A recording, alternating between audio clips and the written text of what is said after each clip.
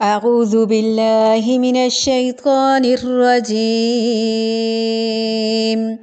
قل إنما حرم ربي الفواحش ما ظهر منها وما بطن والإثم والبغي بغير الحق وأن تشركوا بالله ما لم ينزل به سلطانا وأن تقولوا على الله ما لا تعلمون.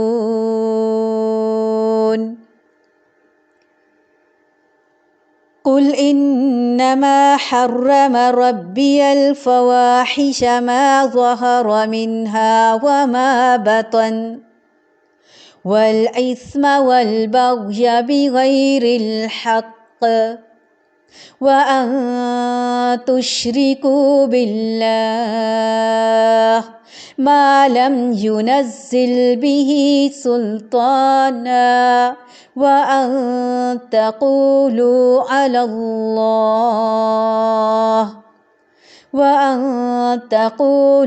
على الله ما لا تعلمون.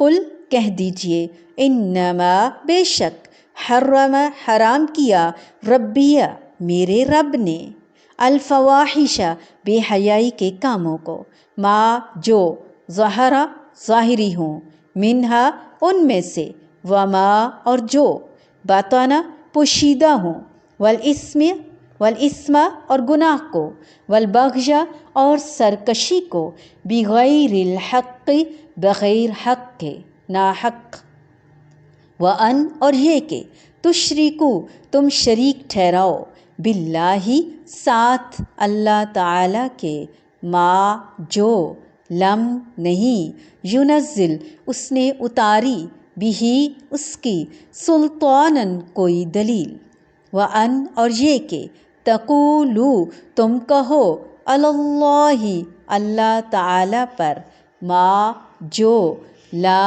نہیں تعلمون تم جانتے جو نہیں تم جانتے. آپ فرما دیجئے کہ البتہ میرے رب نے صرف حرام کیا ہے ان تمام بے حیائی کی باتوں کو جو اعلانیہ ہیں اور جو پوشیدہ ہیں، اور ہر گناہ کی بات کو اور ناحق کسی پر ظلم کرنے کو، اور اس بات کو کہ تم اللہ تعالیٰ کے ساتھ کسی ایسی چیز کو شریک ٹھہراؤ جس کی اللہ تعالیٰ نے کوئی سند نازل نہیں کی، اور اس بات کی کہ تم لوگ اللہ تعالیٰ کے ذمے ایسی بات لگا دو جس کو تم جانتے تک نہیں. اعلانیہ بے حیائی کی باتوں سے مراد، فحش کاموں سے مراد، بعض کے نزدیک طوائفوں کے اڈوں پر جا کر بدکاری اور پوشیدہ سے مراد یعنی کسی گرل فرینڈ سے خصوصی تعلق یعنی ناجائز تعلق قائم کرنا چھپ چھپا کے، یا علل اعلان طوائفوں کے اڈوں پر جا کر بدکاری کرنا. بعض کے نزدیک اول ذکر سے مراد محرموں سے نکاح کرنا جو ممنوع ہے. صحیح بات ہے کہ یہ کسی ایک صورت کے ساتھ خاص نہیں بلکہ عام ہے اور ہر قسم کی ظاہری باطنی بے حیائی شامل ہے.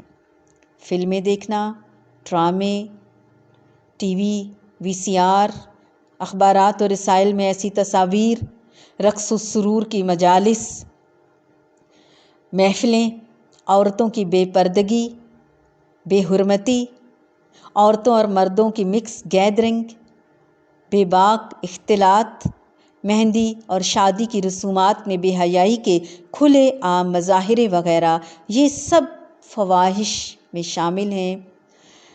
یہ سب کے سب بے حیائی کے کام ہیں. اللہ تعالی ہمیں ان سے محفوظ رکھے. گناہ کوئی بھی ہے وہ اللہ تعالیٰ کی نافرمانی ہے. اللہ تعالیٰ ہم سے اس بات کے لیے خفا ہو جاتے ہیں، ناراض ہو جاتے ہیں. حدیث مبارکہ میں نبی کریم صلی اللہ علیہ وآلہ وسلم نے گناہ کی تشریح کرتے ہوئے مزید فرمایا کہ آخر گناہ ہے کیا؟ آج کل اس پرفتن دور میں گناہ کو اتنا عام کر دیا ہے، اتنا رواج دے دیا ہے ہم نے کہ ہمیں محسوس ہی نہیں ہوتا کہ یہ گناہ ہے، کیونکہ سب کر رہے ہیں۔ یہ کوئی گارنٹی نہیں ہے کہ سب کر رہے ہیں تو وہ گناہ ثواب بن گیا ہے۔ گناہ وہ ہے جو تیرے سینے میں کھٹکے اور لوگوں کے اس پر مطلع ہونے کو تو برا سمجھے۔ بعض کہتے ہیں گناہ وہ ہے جس کا اثر کرنے والے کی اپنی ذات تک محدود ہو، اور بغاوت بغی یہ ہے کہ اس کے اثرات دوسروں تک بھی پہنچیں۔ یہاں یعنی بغیر حق کے بھی، اس کا مطلب ناحق ظلم و زیادتی، مثلا لوگوں کا حق غصب کر لینا، کسی کا مال ہتھیا لینا، ناجائز مارنا پیٹنا اور ظلم و ستم کر کے بے عزتی کرنا وغیرہ، یہ سب گناہوں میں شامل ہے۔ اے محمد صلی اللہ علیہ وآلہ وسلم، ان سے کہہ دیجئے کہ میرے رب نے جو چیزیں حرام کی ہیں وہ تو یہ ہیں۔ کیا؟ الفواحش، بے شرمی کی باتیں، ما ظہر منہا وما بطن، جو ظاہری ہیں اور جو باطنی ہیں۔ تیسری بار آ رہا ہے یہ بات کہ فحش باتیں، فحش کلام ہر طرح سے ممنوع ہیں، منع ہیں، خواہ وہ کسی فلم کے اندر ہوں، ٹیلی ویژن ڈراموں کے اندر ہوں، اسٹیج ڈراموں میں ہوں، کسی تھیٹر میں ہوں، کہیں بھی ہوں، گھر کے اندر ہوں یا باہر، وہ حرام ہے، حرام ہے، وہ بے حیائی ہے، وہ بے حیائی ہے۔ اور بے حیائی کرنے والوں کے لیے سورۃ النور میں واضح طور پر فرما دیا گیا کہ ان پر دنیا میں بھی رسوائی اور ذلت اور اللہ کا عذاب آئے گا۔ تو اس لیے کبھی بھی اپنے جسم کو کہیں بھی نمایاں نہیں کرنا، کبھی بھی نامحرم لوگوں سے ہنس ہنس کر باتیں نہیں کرنی، بے حیائی کے دوسرے مظاہر کی طرف نہیں جانا، کیونکہ یہ اللہ سبحانہ و تعالیٰ کو سخت ناپسند ہے، اور اللہ تعالیٰ نے اس کو حرام قرار دے دیا ہے۔ گناہ چاہے چھپ کے کریں یا سامنے کریں، وہ زیادتی ہے، وہ ظلم ہے۔ بغیر الحق وَأَن تُشْرِكُوا بِاللَّهِ مَا لَمْ يُنَزِّلْ بِهِ سُلْطَانًا، اور یہ کہ اللہ تعالیٰ کے ساتھ تم کسی کو شریک ٹھہراؤ جس کے لیے ہم نے کوئی سند نازل نہیں کی، اور یہ کہ اللہ تعالیٰ کے نام پر کوئی ایسی بات کہنا جس کے متعلق تمہیں علم ہی نہ ہو، یہ حقیقت میں اسی سے نافرمانی ہے، یہ بہت بڑی نافرمانی ہے۔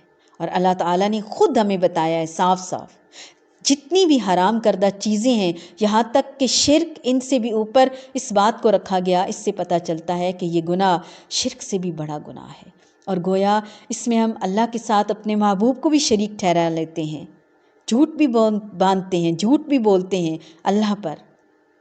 اللہ نے فرمایا اور آپ کو پتہ نہ ہو کیونکہ وہ حق نہیں ناحق ہوگا اور ہمیں حق کی پیروی کرنی ہے۔ کبھی یہ نہ کہیں کہ رسول اللہ صلی اللہ علیہ وآلہ وسلم نے فرمایا، جب تک یہ نہ پتہ ہو کہ واقعی انہوں نے فرمایا ہے، کیونکہ جو جان بوجھ پر ہم اللہ اور اللہ کے رسول کے ساتھ منسوب کر لیتے ہیں، یہ جھوٹ گھڑنا ہے۔ نہ ہم اللہ کے بارے میں، نہ ہم رسول اللہ صلی اللہ علیہ وآلہ وسلم کے بارے میں ہی ایسا کہہ سکتے ہیں۔ اب کیا کرنا ہے ہم نے؟ اگر کوئی انسان ہم پر کوئی بات لگا کر پیش کرتا ہے یا ہمارے نام سے، ہمارے ریفرنس سے بیان کرتا ہے جو ہم نے نہیں کہی ہوتی، ہمیں کتنا غصہ آتا ہے۔ مثلا کوئی کسی کو جا کر کہے کہ وہ فلاں کہہ رہا ہے کہ مجھے یہ کر دو، مجھے مثال کے طور پر مجھے ایک روٹی دے دو، اور آپ نے کہا ہی نہیں ہوتا، اور جب آپ کو پتہ چلتا ہے، حالانکہ معمولی سی بات ہے، آپ شرمندہ ہو جاتے ہیں، پریشان ہو جاتے ہیں کہ میں نے تو ایسا کہا ہی نہیں۔ اگر وہ ہم سے آ کے پوچھے آپ نے روٹی کیوں منگوائی، آپ کہیں میں نے تو منگوائی ہی نہیں، فلاں نے تو آپ کا نام لیا تھا، یہ کہا تھا۔ یہ جھوٹ ہے، دھوکہ ہے، انتہا درجے کی بد اخلاقی ہے۔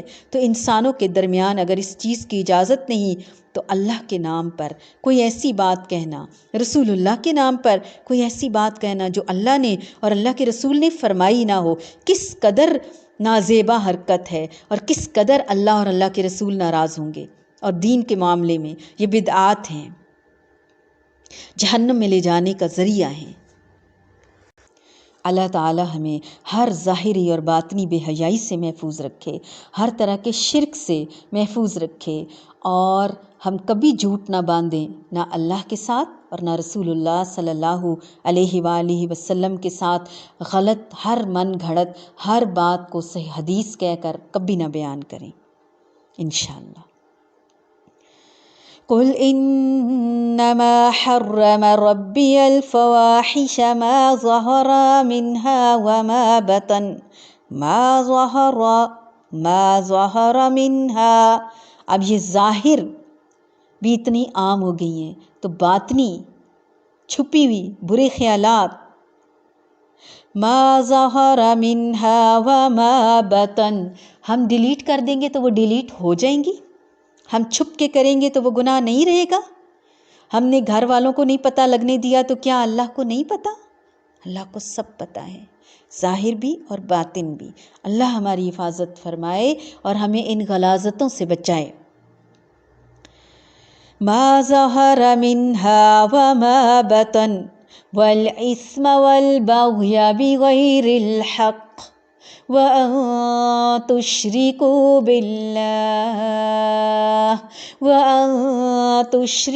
بالله ما لم ينزل به سلطانا وأن تقولوا على الله ما لا تعلمون۔